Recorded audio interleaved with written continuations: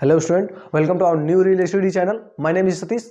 मैं आप लोगों को क्लास 12 का फिजिक्स हिंदी माध्यम एनसीईआरटी बुक पढ़ा रहा हूं और ये हमारा 20वां लेक्चर है और 19 वीडियो आपको प्रोवाइड कर दिया गया है, जिसमें से सभी वीडियो रिकॉर्डेड है। अगर आप लोग वो वीडियो नहीं देखे हैं तो कृपया जाकर के वो वीडियो देख लें। और ये चैप्टर समाप्त होने वाला है और ये चैप्टर आप लोगों को समझ में आया होगा। मैं जैसे पढ़ाया हूँ, अगर आप लोग वैसे पढ़े होंगे तो आपको डेफिनेटली समझ में आया होगा। और ये चैप्टर आएगा तो फिजिक्स आप लोग को पूरा कंप्लीट आ जाएगा, क्योंकि यही सब कॉन्सेप्ट आगे वाले चैप्टर में यूज होने वाले हैं। अगर इस चैप्टर को आप लोग खत्म कर लेते हैं अच्छे से तो आगे वाला चैप्टर ना बहुत जल्दी खत्म होता चला जाएगा, बहुत जल्दी खत्म होता चला जाएगा। थोड़ा थोड़ा नया नया चीज़ आएगा, उसमें से खत्म होता चला जाएगा, ठीक ना। तो जैसे नहीं होता है, अगर आप लोग साइकिल जो लंबा सीट वाला आता था पहले, वो उससे अगर आप लोग सीखें तो रेंजर वो चला लेंगे आप लोग, नहीं होता है। तो यही इसमें भी है, अगर इसको आप लोग पढ़ लिए तो आगे वाला भी आप लोग अपनी मन में करते जाएंगे। थोड़ा थोड़ा बस चेंजेस करना है, ठीक ना। समझ में आया ना। तो देखिए आज का लेक्चर हम लोग स्टार्ट करते हैं और एक दो डेरिवेशन बचा है जो मैं बहुत बेहतरीन तरीके से बता दूंगा आप लोगों को, कुछ भी छोड़ने वाला नहीं हूँ। बस ये समझ लीजिए, एक एक चीज़ करके सबको मैं बता दूंगा, ठीक। तो आप लोग ना यार मेरा मनोबल डाउन हो जाता है। मैं वीडियो कुछ कारणवश नहीं मैं डाल पा रहा हूँ, कुछ दिक्कत था, इसलिए मेरा हेल्थ सही नहीं था, तो इसीलिए। तो यार आप लोग ना थोड़ा वीडियो यार लाइक कमेंट करते रहिए आप लोग, ठीक ना। शेयर भी करते रहिएगा, जिससे कि वीडियो अच्छे से चले मेरा, ठीक ना, ताकि मुझे मोटिवेशन मिले, मैं आप लोगों को जो कोर्स है पूरा प्रोवाइड कर सकूं अच्छे से।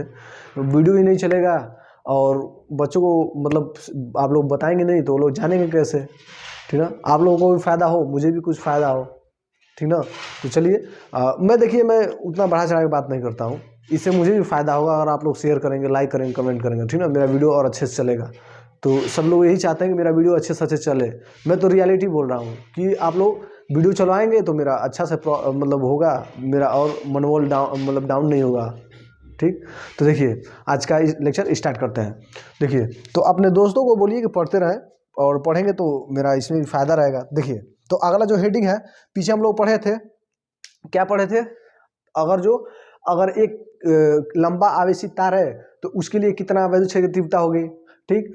और एक चादर है उसके लिए कितना होगा, एक प्लेट है उसके लिए क्या होगा, और दो समांतर प्लेट एक दूसरे से विपरीत आवेश पे आवेशित है तो उनके बीच में वैद्युत क्षेत्र कितना लगेगा और उसके साइड में कितना लगेगा, ये सब हम लोग पढ़ चुके हैं, ठीक। अब देखिए आज क्या हम लोग को पढ़ना है, तो पढ़ना है एक समान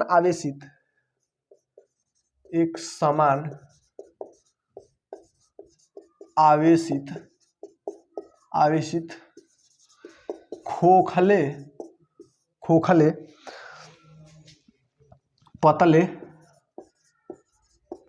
पतले खोल या गोला के कारण वैद्युत क्षेत्र कहिए चाहे वैद्युत क्षेत्र की तीव्रता कहिए, ठीक। तो वैद्युत क्षेत्र कहिए या वैद्युत क्षेत्र की तीव्रता कहिए, तो यही है, देख लीजिए। तो क्या है, एक समान आवेशित खोखले पतले गोले या खोल या गोले के कारण वैद्युत क्षेत्र की तीव्रता, इतना मान लेते हैं। तो देखिए मैं मान लेता हूँ ये क्या है, एक खोखला पतला गोला है, मान लेता हूँ ये क्या है, गोल है, और ये क्या है, खोखला है, मतलब ये बीच में कुछ नहीं है, खाली है एकदम बीच में, ये बंद पृष्ठ है, ठीक। और ये आवेशित है, तो जब हम इसको आवेशित करेंगे, मान लेता हूँ मैं प्लस से आवेशित कर रहा हूँ, या आप लोग माइनस से भी कर सकते हैं। तो मान लीजिए खोखला गोला है कोई या खोल है, इसे हम लोग आवेशित करें तो प्लस से मान लीजिए मैं कर दे रहा हूँ, तो प्लस प्लस पूरे आवेश इसके पृष्ठ पर एक समान रूप से वितरित हो जाएगा। मैं पढ़ा चुका हूँ, ये कॉन्सेप्ट पढ़ा चुका हूँ। क्या क्या पढ़ाया था, 3 चीज़ पढ़ाया था, रेखीय प्रसार और क्षेत्रफलीय प्रसार और आयतनीय प्रसार। जब किसी लंबे वस्तु को हम लोग आवेशित करते हैं तो उसके पूरे लंबाई में आवेश एक समान रूप से वितरित हो जाता है, उसे रेखीय प्रसार कहते हैं। और जो आयतनीय प्रसार होता है तो उसके आयतन में जो पूरे एक समान रूप से वितरित हो जाए उसे आयतनीय प्रसार कहते हैं, और जो क्षेत्रफल में एक समान रूप से वितरित हो जाए उसे क्षेत्रफलीय प्रसार कहते हैं। तो ये हम पढ़ा चुके हैं आपको, ठीक। तो देखिए तो ये एक गोला हो गया, ठीक है।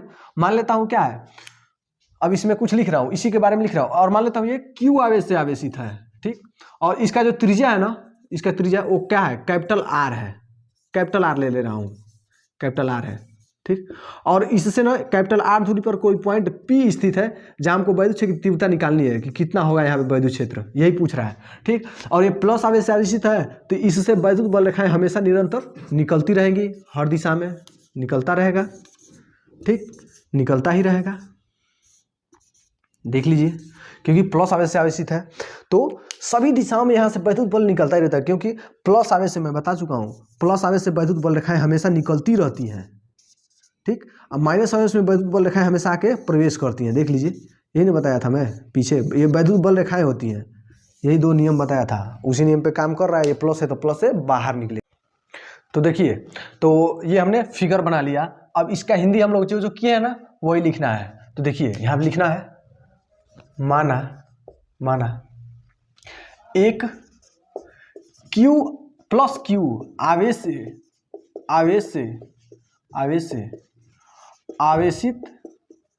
आवेशित खोखला गोला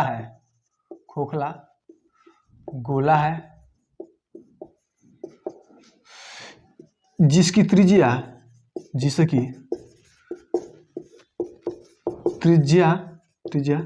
कैपिटल R है, यहाँ पे कोई पॉइंट P है ना R दूरी पर, और बिंदु P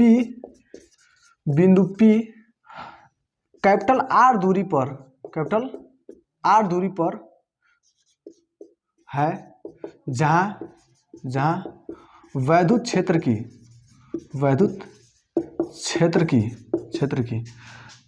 तीव्रता ज्ञात करनी है, जहाँ वैद्युत क्षेत्र की तीव्रता ज्ञात करनी है। तो क्या है, वैद्युत क्षेत्र की तीव्रता ज्ञात करनी है जहाँ पॉइंट P है। ठीक ना, तो देख लीजिए, अब इतना हमने मान लिया। और मैं बोला था कि ये गॉस प्रमेय का प्रयोग हम लोग पढ़ रहे हैं ना, तो ये क्या होना चाहिए, पृष्ठ बंद होना चाहिए। तो देख लीजिए, चारों तरफ से क्या है, बंद है, हर जगह से बंद है, कहीं से भी खुला नहीं होना चाहिए।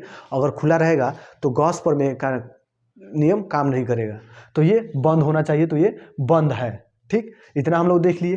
तो अब देखिए, अब इसमें 3 केस बनता है। क्या क्या बनता है, पहला तो वो बिंदु कहाँ हो, इस पृष्ठ पर ही हो, जो गोला लिए हैं उसके पृष्ठ पर हो, उसके सरफेस पर हो। ठीक ना, पहला। दूसरा, जब ये इसके सरफेस के बाहर हो, मतलब कोई बिंदु, ये इतना बड़ा गोला है तो ये बिंदु यहाँ पे हो। अब यहाँ निकाला जाएगा कैसे, कोई बिंदु यहाँ, दूसरा कंडीशन बाहर हो, तीसरा इसके अंदर हो, खोखला है तो यहाँ पे कितना होगा, ये पूछ रहा है। ठीक, तो देखिए, तो पहला केस क्या है, मान लेता हूँ सतह पर है।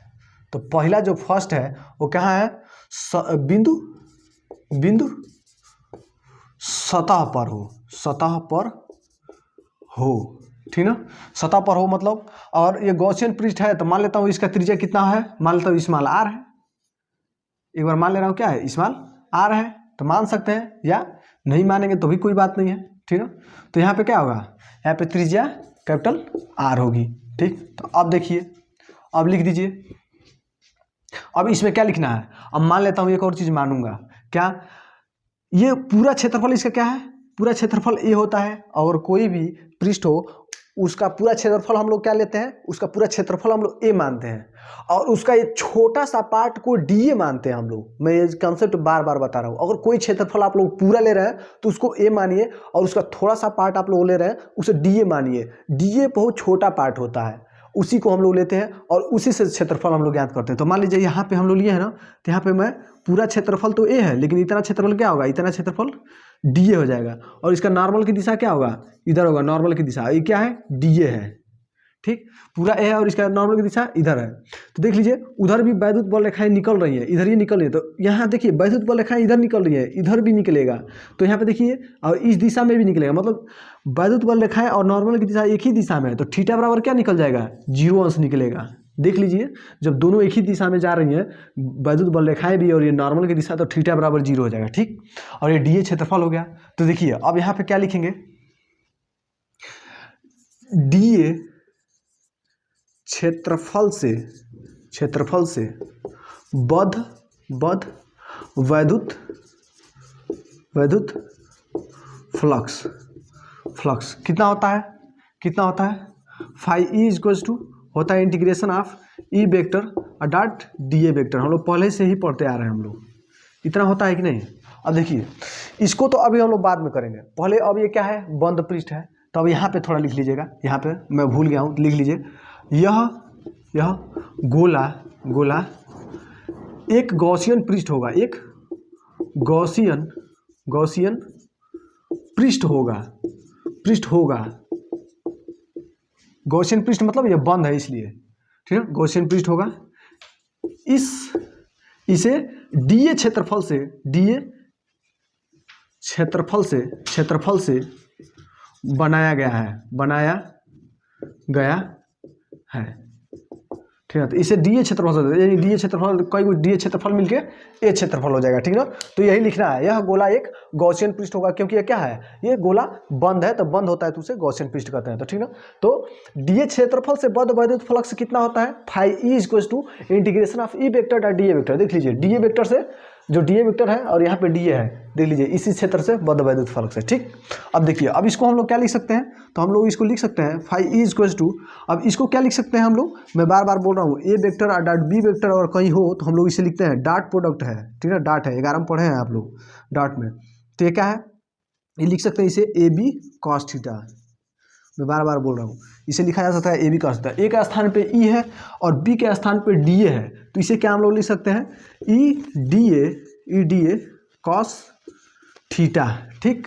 अब ध्यान से देखिए, मैं एक और बात बताया था, क्या बताया था, यहाँ बना दे रहा हूँ मैं, ठीक है। इंटीग्रेशन आप कहीं डी ए हो तो उसे हम लोग ए लिखते हैं, अगर इंटीग्रेशन आप कहीं भी आप लोग को डी बी मिले तो उसे हम लोग बी लिख सकते हैं, मतलब इस तरह लिखा जाता है, मतलब इसका मतलब क्या होता है, जोड़, ठीक ना। इंटीग्रेशन मतलब होता है जोड़, जब डी ए मतलब क्या है, बहुत छोटा पार्ट, कोई को छोटा पार्ट को लेकर सबको जोड़ दिया जाएगा तो ए नहीं मिल जाएगा, बस यही तो कह रहा है। तो इसको छोटा पार्ट को डी ए को जोड़ के हम लोग ए बना लेते हैं, और डी बी मान लिया जाए तो छोटा पार्ट किसी का भी डी होगा, नहीं डी बी होगा, और इसी को इंटीग्रेशन मतलब होता है जोड़, यानी सबको जोड़ दिया जाएगा, डी बी को तो बी नहीं मिल जाएगा, छोटे वाले को सबको लेकर जोड़ दिया जाएगा, ठीक। एक काम करता हूँ, इस मार्कर को ना, इसको 3 भागों में ऐसे काट दे रहा हूँ, ठीक। ये वो पार्टवा को हम लोग डीएम मान ले रहे हैं, डीएम मतलब मार्कर, यम मतलब मार्कर है, डी मतलब छोटा पार्ट, तो इसका एक छोटा पार्ट डीएम हो गया, एगो डीएम और 2 डीएम 3 डीएम इसमें बनेगा, और तीनों को मिला देंगे तो पूरा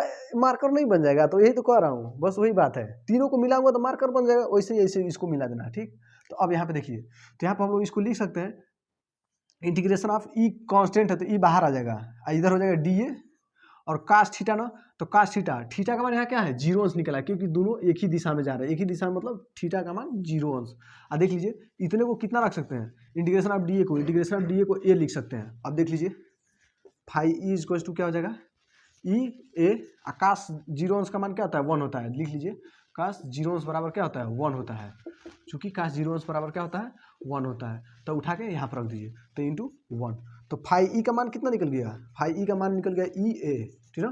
अब देखिए, जहाँ ए बराबर क्या है, ये गोला है ना, तो गोले का क्षेत्रफल, गोले का क्षेत्रफल ये कितना होता है, 4 पाई आर स्क्वायर होता है, तो आर स्क्वायर होता है मतलब उसकी त्रिज्या स्मॉल आर हो तो स्मॉल आर स्क्वायर होगा, लेकिन इसकी त्रिज्या कैपिटल आर है तो इसकी त्रिज्या कैपिटल आर स्क्वायर हो जाएगी, तो बस कैपिटल आर स्क्वायर, तो बस जहाँ ए है वहाँ 4 पाई आर स्क्वायर रख दीजिए, तो रख दीजिए यहाँ पे फाई ई इक्वल्स टू ई, ए के स्थान पे क्या लिख सकते हैं आप लोग, 4 पाई आर स्क्वायर, तो इतना मिल गया, ठीक ना। अब यहाँ पे थोड़ा मैं मिटा रहा हूँ, ठीक, यहाँ पे मैं मिटा रहा हूँ, अब मैं लिख रहा हूँ एक चीज़ और देखिए, अब गॉस प्रमेय क्या है, गॉस प्रमेय, तो गॉस प्रमेय क्या कहता है, phi E equals to Q upon epsilon naught, ठीक, ये कहता है, और फाई का मान यहाँ दिया है, फाई का मान इतना है, उठा के यहाँ रख दीजिए, तो मैं रख दूँ, तो देखिए मैं इसको उठा के यहाँ रख दे रहा हूँ, तो रख दे रहा हूँ, तो क्या मिलेगा, ई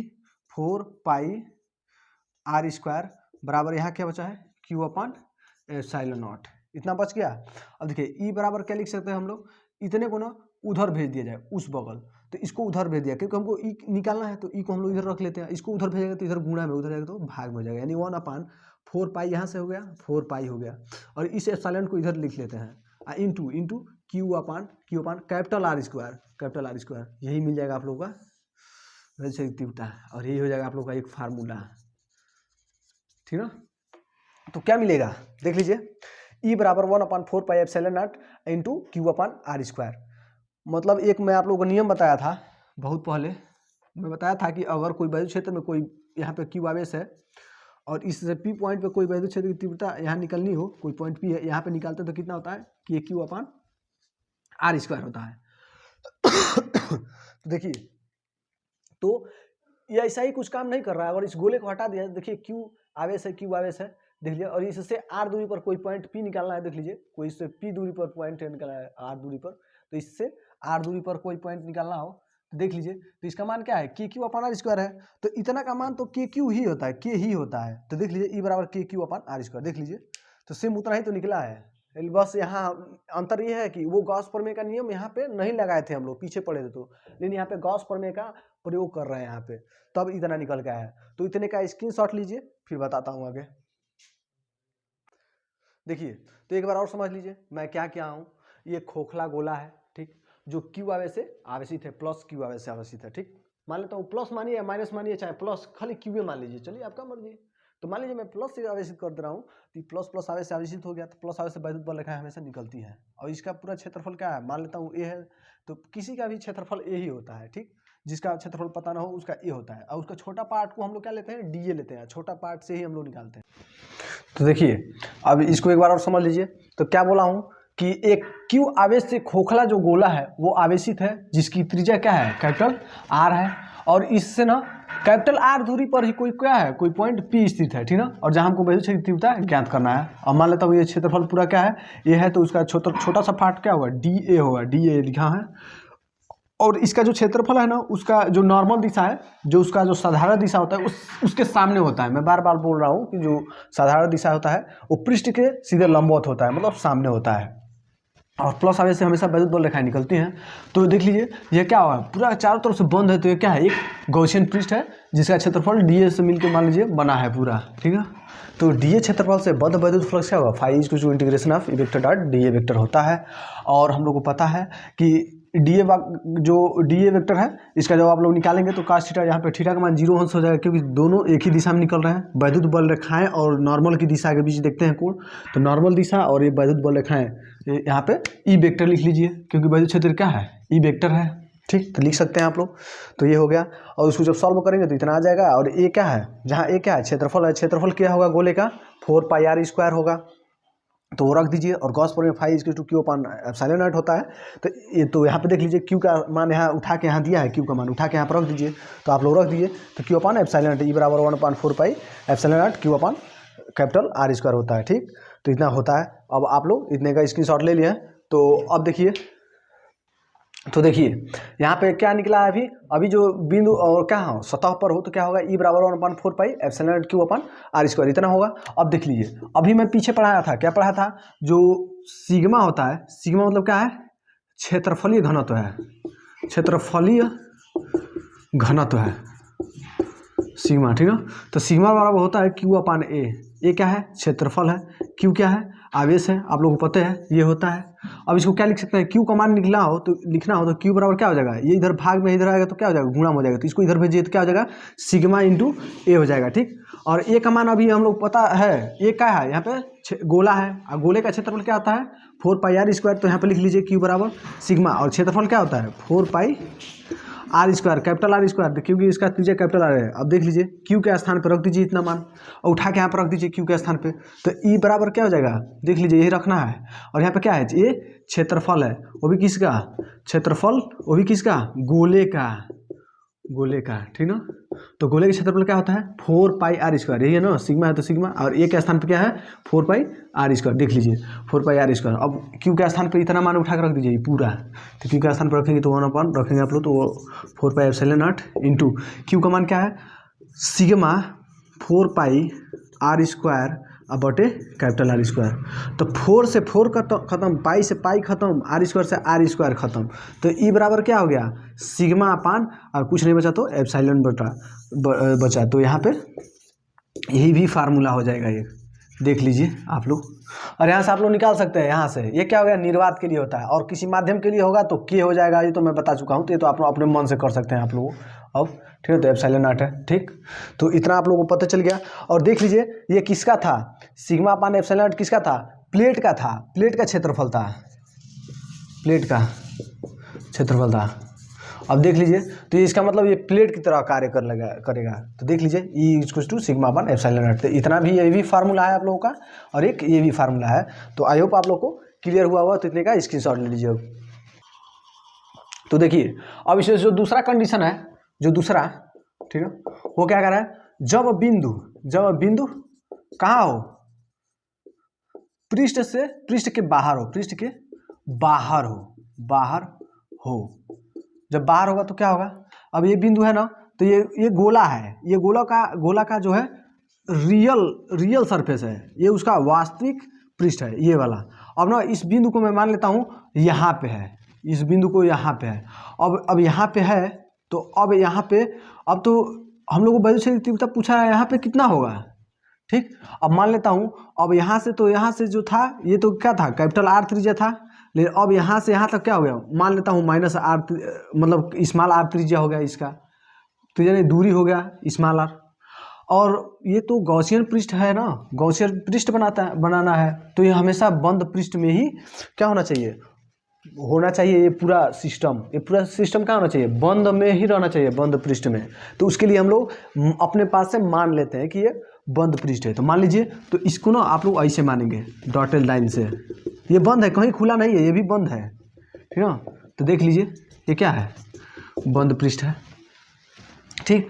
अब यहाँ जो आप क्षेत्रफल ले रहे थे, अब यही क्षेत्रफल आप लोग कहाँ लेंगे, तो अब आप लोग उस गोले पर काम करेगा ये क्षेत्रफल, तो आप इसको अब बंद कर दीजिए, और ये प्लस आवेश से आवेशित है, ठीक।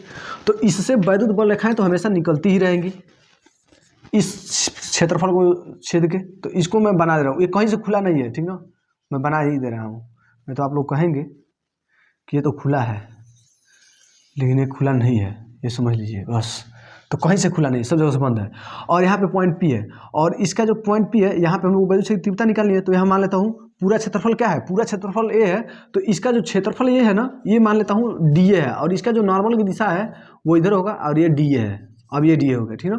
और इसकी दूरी जो है इस केंद्र से, ये क्या है, ये तो केंद्र है ना, केंद्र से, तो इसका जो केंद्र से दूरी है स्मॉल आर है, और ये जो ओरिजिनल है, ये तो ओरिजिनल गोला है, इसका जो है दूरी है वो कितना है, वो है कैपिटल आर, ठीक। अब समझ आया। तो अब बिंदु कहाँ है, small R is greater than capital R, मतलब जो स्मॉल आर है वो बड़ा है कैपिटल आर से। देख लीजिए कैपिटल आर इतना छोटा है, स्मॉल आर है इतना बढ़ाना है, देख लीजिए यहाँ से लेके यहाँ तक है, यहाँ से यहाँ तक है, ये है, ठीक है। और अब हम लोग इस गोले की बात करेंगे, और हम लोग को पता है कि जो गॉस प्रमेय है वो किसी पृष्ठ के क्षेत्रफल पर निर्भर नहीं करता है, वो क्षेत्रफल कितना हो भी बड़ा हो, ठीक है, उसमें आवेश कितना है इस पे निर्भर करता है, ठीक है। तो देख लीजिए इस क्षेत्रफल के अंदर आवेश है कि नहीं है, भाई इसके अंदर ये गोला हम लोग लिए हैं, इसके अंदर आवेश है कि नहीं, तो है ही, दिख ही रहा है आवेश है, मतलब इसमें वैद्युत क्षेत्र काम करेगा, वो कितना काम करेगा देख लीजिए। तो मान लेता हूं, देखिए, तो इसमें अब हम लोग लिखें, तो इसमें स्मॉल आर त्रिज्या का एक गॉसियन पृष्ठ की कल्पना करते हैं, कल्पना मतलब मानते हैं, कल्पना करते हैं, ठीक है। अब यही काम वो उसमें जो किए थे, अब यही में इसी में भी करना है। तो डी ए क्षेत्रफल से बद्ध वैद्युत flux phi is equal to integration of E vector dot D A vector होता है, इतना होता है, ठीक। तो अब इतने को हम लोग क्या लिख सकते हैं, अब मैं बोला ना A vector dot D A vector को लिख सकते हैं ए बी कॉस थीटा, तो वही यहाँ पे नियम लगेगा, तो यहाँ हो जाएगा phi is equal to E dot D A, यहाँ पे ई क्या है कांस्टेंट है, तो ये बाहर हो जाएगा, और कॉस थीटा। अब देख लीजिए यहाँ पे थीटा क्या होगा, 0 अंश होगा, क्योंकि ये भी क्या है इसी दिशा में निकल रहा है, तो ये भी कॉस थीटा का जवाब क्या होगा 0 अंश होगा, क्योंकि देखिए वैद्युत बल रेखाएं निकल रही हैं, इधर जा रही हैं, वैद्युत क्षेत्र तीव्रता ई है, और वैद्युत बल रेखाएं इधर निकल रही हैं, यहाँ से भी वैद्युत बल रेखाएं निकलेंगी, एक ही दिशा में जब निकलेगा तो नॉर्मल की दिशा देख लीजिए इधर ये है, और वैद्युत बल रेखाएं इधर ही निकल रही है, मतलब थीटा बराबर 0 अंश हो जाएगा। तो अब देख लीजिए, अब रख दीजिए फाई इज इक्वल टू, अब मैं बोल चुका हूँ बार बार बताते थक गया हूँ एकदम, कि अगर कहीं आपको इतना दिखे तो आप लोग इतना लिख दीजिए, इन दोनों को आपस में काट दीजिए, कहने का मतलब यह है, क्योंकि ये दोनों एक दूसरे के अपोजिट होते हैं, उल्टा होते हैं, तो ये दोनों एक दूसरे को काट देते हैं। ठीक, अब बचेगा ये वही हो जाता है। ठीक है, ये मतलब ये है। ठीक, अब देखिए ए बच गया तो ए हो गया। काश थीटा का मान क्या होता है? काश थीटा का मान रख दीजिए 0 अंश। तो यहाँ पे जब 0 अंश रखेंगे तो देख लीजिए, तो काश 0 अंश का मान क्या होता है? काश 0 अंश का मान क्या होता है? 1 होता है। बस 1 रख दीजिए, तो 1 का मान उतना ही रहता है, तो 1 को रखने का कोई जरूरत नहीं, मतलब फाई का मान इतना निकल गया। ठीक, अब देखिए, अब चूंकि ए बराबर क्या है? गोले का क्षेत्रफल है, गोले का क्षेत्रफल। तो गोले का क्षेत्रफल कितना होता है? 4 पाई आर स्क्वायर होता ना। तो यहाँ पे देख लीजिए कौन सा गोला ले रहे हैं? बड़ा वाला गोला ले रहे हैं। तो बड़े वाले गोले का त्रिज्या क्या है? स्मॉल आर है, मतलब ये सही है, स्मॉल आर ही रहेगा। और छोटा वाला गोला लिया जाता तो उसका त्रिज्या कितना है? कैपिटल आर है। तो इसका यहाँ पे बस कैपिटल आर कर देते बस। तो जहाँ ए है इतना रख दीजिए। तो फाई ई का मान कितना निकल जाएगा? ई 4 पाई स्मॉल आर स्क्वायर। अब गॉस प्रमेय क्या कहता है? गॉस प्रमेय सभी एक दूसरे से जुड़े हुए हैं। तो ये कहता है फाई ई इक्वल्स टू क्या होता है? क्यू अपॉन एप्सिलॉन नॉट होता है। फाई का मान उठा के यहाँ रख दीजिए, फाई का मान उठा के यहाँ से उठा के रख दीजिए। तो E 4 pi R square equals to Q upon epsilon naught. इसका मान रखेंगे तो क्या हो जाएगा? ई बराबर क्या हो जाएगा? 1 अपॉन, ये कुछ नहीं हो जाता, 1 बचा, और ये इधर जाएगा तो भाग में हो जाएगा 4 पाई। इधर से एप्सिलॉन नॉट को और मतलब इधर ही रहने देंगे, एप्सिलॉन नॉट हो जाएगा, और इस आर को इधर नीचे जाएगा तो into Q upon R square. तो स्मॉल आर स्क्वायर आ गया इसमें, देख लीजिए। तो ये आप लोगों का क्या हो जाएगा? फार्मूला हो जाएगा। समझ में आया? बिल्कुल वैसे ही है, बस उसमें अंतर यह है कि इसमें बड़ा वाला गोला लेंगे और इस बड़े वाले गोले के अंदर भी उतना ही आवेश है, क्यू ही आवेश है, तो क्यू ही आवेश हो गया। और बड़ा वाला गोला लिए हैं तो उसका त्रिज्या लग जाएगा, बस यही बात है। और जो छोटा वाला गोला लिए थे वहाँ पे छोटा वाले गोला का त्रिज्या हो जाएगा बस। तो ये दूसरा कंडीशन था, जब कहाँ हो? बिंदु पृष्ठ के बाहर हो। तो जब पृष्ठ के इस ओरिजिनल पृष्ठ के बाहर हो तो वहाँ हम लोग मान लेते हैं, गॉसियन पृष्ठ गोला मान लेते हैं हम लोग। ठीक ना? अब देख लीजिए कैसे है फिगर। तो फिगर आप लोग देख लीजिए और इतना ही निकलेगा। ठीक, और अगर मैं एक बात करूं तो क्या यहाँ पे देखिए, तो हम लोग पता है सिग्मा बराबर होता है क्यू अपॉन ए। तो क्यू बराबर क्या होगा? क्यू बराबर हो जाएगा सिग्मा इंटू ए। और ए का मान क्या है? यहाँ पे देख लीजिए, ए का मान यहाँ 4 पाई आर स्क्वायर है। तो क्यू बराबर क्या लिख सकते हैं हम लोग? Sigma into 4 pi R square, small R square है। अब रख दीजिए क्यू का मान उठा के इसमें। तो ई बराबर 1/4 pi epsilon naught into Q का मान रख दीजिए सिग्मा 4 पाई आर स्क्वायर। अब बटे आर स्क्वायर है तो बटे आर स्क्वायर, आर स्क्वायर से आर स्क्वायर खत्म, 4 पाई से 4 पाई खत्म, मतलब बचा क्या? देख लीजिए ई बराबर क्या बचा? सिग्मा अपान एप्सिलॉन नॉट बचेगा। और यही आप लोगों का क्या हो जाएगा? ये भी आंसर ही हो जाएगा। तो एक ये हो गया, ये और एक ये हो गया। उस फॉर्म में पूछेगा, इस फॉर्म में तो ये है, और सिग्मा के फॉर्म में पूछेगा तो ये है। देख लीजिए दोनों फॉर्म में बता रहा हूँ, आप लोगों के बुक में दिया है, तो ये देख लीजिए। और क्या करना है इसमें, जब बिंदु पृष्ठ के बाहर होगा तो ये होगा, और आप लोग देख ही लिए। तो इतने का स्क्रीनशॉट लीजिए, इसमें कुछ है नहीं, ठीक ना। अब फिर चलते हैं तीसरे पे, तो इतने का स्क्रीनशॉट ले लीजिए। तो देखिए अब ये दो वाला कंडीशन हो गया। पहला क्या था, जब सरफेस पे कोई बिंदु हो, यहाँ हो, इस सरफेस पर ही हो, इसके सतह पर ही हो। दूसरा इसके सरफेस से बाहर हो, तो वहाँ हम लोग मान लेते हैं ज़बरदस्ती, क्योंकि गॉसियन पृष्ठ तभी काम करेगा जब वो हमेशा बंद रहेगा पृष्ठ, ठीक। अब देखिए तीसरा कंडीशन क्या कहता है, तीसरा, जब बिंदु पृष्ठ के भीतर हो, पृष्ठ के भीतर हो, मतलब अब ना हम लोग क्या करते हैं, अब इसको भूल जाते हैं, ये बड़ा वाला को, ठीक। तो इसको आप लोग मिटा दीजिए, ठीक। अब इसका कोई काम नहीं है, ठीक। अब इसका कोई काम नहीं है, ठीक। अब यहाँ से वैद्युत बल रेखाएं निकल रही हैं, तो निकलने दीजिए, ठीक। यहाँ से वैद्युत बल रेखाएं बाहर निकल रही हैं, तो निकलने दीजिए। निकल रहा है तो निकलबे करेगा, उसका काम है निकलना, क्योंकि वो प्लस है, तो निकलेगा। देख लीजिए, तो अब हो गया। और तीसरा कह रहा है ना मानने के लिए, तो देखिए फिगर आप लोग अच्छा बनाइए। इसके अंदर हो तो मान लेता हूँ वो पृष्ठ ना, यहाँ पे कोई बिंदु P स्थित है यहाँ पे, और यहाँ पे वैद्युत क्षेत्र की तीव्रता निकालनी है, क्या होगा, ठीक है। तो ये तो खोखला गोला है, बीच में तो कुछ रहेगा नहीं, खाली हवा रहेगा। तो यहाँ से ऐसे ही मान लेता हूँ मैं एक गोला, गॉसियन पृष्ठ की कल्पना कर लेते हैं। और ये क्यू ना, ये क्यू जो है ना, वो एक्चुअली में और देखा जाए तो ये कहाँ है, ये तो केंद्र है ना, केंद्र। तो केंद्र यहाँ पर, ये जो क्यू आवेश है ना यहाँ पे होगा, क्यू इसके सतह पर होगा, ठीक है। वो यहाँ पे तो है नहीं, वो मैं वहाँ लिखा था लेकिन वहाँ नहीं है वो उस सतह पे, क्योंकि खोखला है, बीच में हवा है और हवा में आवेश नहीं रहता है, वो किसी के सतह पर ही रहेगा, ठीक है। हवा में आवेश नहीं रहता है तो ये सतह पर ही रहेगा। तो ये तो खोला गोला क्या है, खोखला है, तो मतलब यहाँ कुछ नहीं है। जब कुछ नहीं है तो इसमें आवेश क्या है, क्यू का मान 0 है, कुछ भी नहीं है। और जब क्यू का मान 0 है तो जाहिर सी बात है भाई वैद्युत तीव्रता भी 0 होगी, मतलब यहाँ पे अब कुछ भी नहीं होगा। मतलब वैद्युत तीव्रता यहाँ पे पीक पर मान निकाला जाए तो पीक पर यहाँ पे क्या होगा, ई बराबर 0 होगा, देख लीजिए। तो यही है, तो यहाँ लिख लीजिए, यहाँ पे क्या हो, स्मॉल आर जब छोटा हो किससे, कैपिटल आर से। देख लीजिए छोटा है, जो छोटा है उसे घोंप देते हैं, देख लीजिए छोटे को घोंप दिए, मतलब छोटा क्या है, घोंपा गया है, मतलब है छोटका क्या है, ये यहाँ बना दे रहा हूँ, स्मॉल आर त्रिज्या का है छोटका गोलवा। और देख लीजिए बड़का ला के क्या है, कैपिटल आर है, और इसका स्मॉल आर है। तो अब देख लीजिए, अब यहाँ पे कुछ लिखना है लिखिएगा, खोखला गोला है, खोखला गोले के भीतर एक गॉसियन पृष्ठ की, एक गॉसियन पृष्ठ की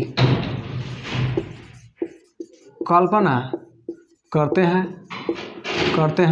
ठीक है, करते हैं। और इस पृष्ठ के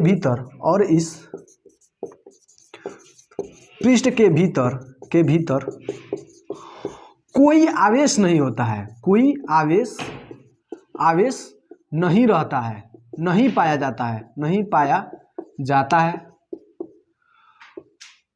ठीक है। क्योंकि आवेश पृष्ठ के सतह पर स्थित होता है, यानी पृष्ठ के सतह पर होता है। तो ये इसका सतह थोड़ी नहीं है, खाली है मतलब यहाँ पर सतह नहीं है, यहाँ पर सिर्फ हवा है, तो हवा में आवेश नहीं होता है। तो Q बराबर क्या हो जाएगा, 0। इसलिए गॉस प्रमेय क्या कहेगा, गॉस प्रमेय क्या कहता है, गॉस प्रमेय कहता है, गॉस प्रमेय नहीं तब ई का मान डायरेक्ट लिए, इसलिए ई बराबर 0। जब आवेश ही नहीं रहेगा, क्योंकि हमको पता है आवेश कोई है तो इसका जहाँ तक प्रभाव दिखता है वही क्या कहलाता है, वैद्युत क्षेत्र कहलाता है। और जब आवेश ही नहीं रहेगा तो वैद्युत क्षेत्र में नहीं बनेगा, मतलब ई बराबर क्या हो जाएगा, तब 0 हो जाएगा। तो आप लोग समझ गए होंगे कि ये खोखला गोला है। इतने के पहले इसकी शॉट ले लीजिए, तो हो गया। अब देखिए ये खोखला गोला है, तो खोखला गोला है मतलब बीच में कुछ नहीं है, हवा है सिर्फ, बीचवा में तो सिर्फ हवा है ना, उसका पृष्ठवा तो हेड है, और इस पृष्ठवे पर ना आवेश रहता है, आवेश हमेशा पृष्ठ पर रहता है। और मैं बता दिया हूँ 3 गो आवेश, मतलब आवेश का वितरण होता है, पहला रेखीय, दूसरा क्षेत्रफलीय, तीसरा आयतनीय, 3 गो होता है। तो ये ना रेखीय है, ना क्षेत्रफलीय है, ना आयतनीय है। देख लीजिए हवा है तो हवा में आवेश रहेगा नहीं, और जब आवेश नहीं रहेगा तो वैद्युत तीव्रता खत्म। तो देखिए आज का लेक्चर इतना ही रह देते हैं, और अगला जो नेक्स्ट टॉपिक है वो एकदम ऐसे ही है, उसको बस हम लोग देखेंगे। वो क्या रहेगा, ये खोखला गोला था, वो ठोस गोला रहेगा, और उसमें ना इसमें का जो पहला कंडीशन है और दूसरा कंडीशन है सेम, वो बराबर रहेगा, एकदम एक के समान रहेगा। बस उसका जो तीसरा कंडीशन है ना, तीसरा, उसको हम लोग देखेंगे, बस उसी को हम लोग पढ़ना है। तो पहला दूसरा आप लोग अपने मन से कीजिएगा, मैं बता दूंगा कल, ठीक ना, मैं ठीक है बता दूंगा, जो पहला दूसरा होगा मैं उसको बता दूंगा, एकदम ऐसे ही होगा, ठीक ना। लेकिन उसका तीसरा बहुत महत्वपूर्ण है, एग्जाम में पूछता है उसका तीसरा, इसमें से एक जरूर आएगा बाबू, एग्जाम में एक जरूर आएगा, आप लोग इसको तैयार कर लीजिएगा। मैं जो डेरिवेशन बता रहा हूँ ना, इसको ना अच्छे से तैयार कर लेंगे तो आप लोग का सब हो जाएगा, ठीक। तो ये समझ में आ गया है आप लोगों को। तो फिर चलिए आज का लेक्चर इतना ही रहने देते हैं, और बहुत ही मज़ेदार आज का भी सेशन रहा है। तो फिर मिलते हैं नेक्स्ट क्लास में। Love you all, bye bye, take care.